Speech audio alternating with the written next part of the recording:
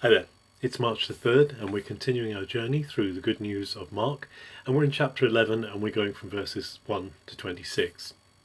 So at the beginning of this reading, Jesus is coming close to Jerusalem and he comes towards there to the village of Bethphage near Bethany, and at Bethphage he stops and he tells his team, two of his team, to go and get a donkey.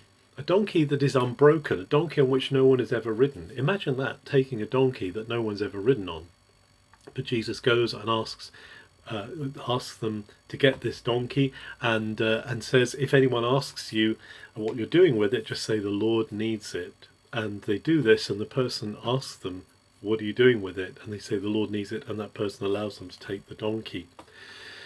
And Jesus then rides into Jerusalem on this donkey. And as he comes in, he is fulfilling those words from the prophet that says, your king will come humble and lowly, riding on a donkey. And the people see this as a sign. They recognize this is a messianic sign. And they actually begin to cry out and to acclaim Jesus using words from Psalm 118, from part of what is called in Hebrew the great Hallel, the great praise that's often used on festal occasions. And so they're worshipping him with the words in Hebrew, Ana Adonai Hoshiana, Ana Adonai Hatzlichana, Baruch haba b'shem Adonai. Lord, save us, Lord, prosper us, blessed is he who comes in the name of the Lord. And they're shouting this as Jesus comes in.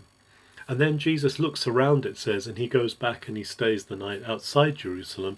But then the next day he's back again, and this time he's addressing the what's going on in the temple. Now, on the way into Jerusalem, Jesus sees a fig tree that hasn't produced any figs.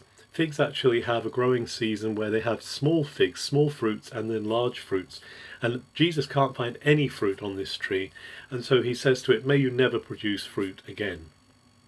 And then he goes into Jerusalem, and in Jerusalem, as I say, he's dealing with what's going on in the temple. Now, in the temple, Roman coinage wasn't allowed. Roman money wasn't allowed.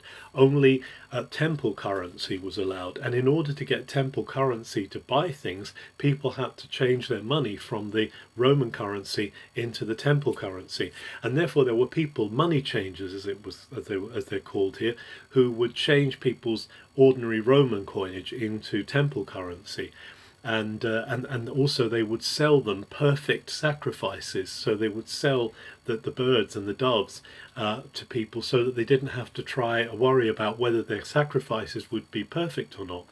But they were making a huge profit out of this, and also the temple authorities, particularly the Sadducees who were in charge at the time, were endorsing this and allow it to go ahead. Jesus is really angry about this, and he drives out these sellers, and he says, you've turned my father's house, which should be a house of prayer, into a house of thieves, a den of thieves.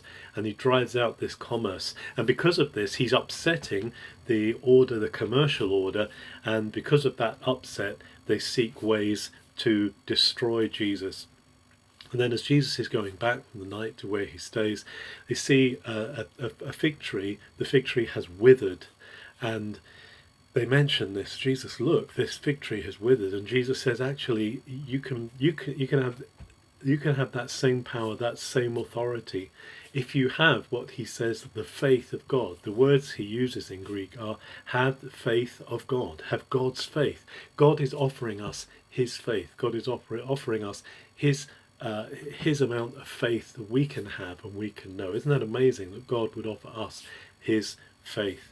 Except there's one thing Jesus says at the end, you need to also love others. You need to forgive others, because if you're not forgiving others, if you're not living in that love and that faithfulness of your Father, then he can't forgive you. So there's a warning here that we need to be faithful to God and to let go of the things that are holding us back from being in that full relationship without interference with him. Have a very good March the 3rd.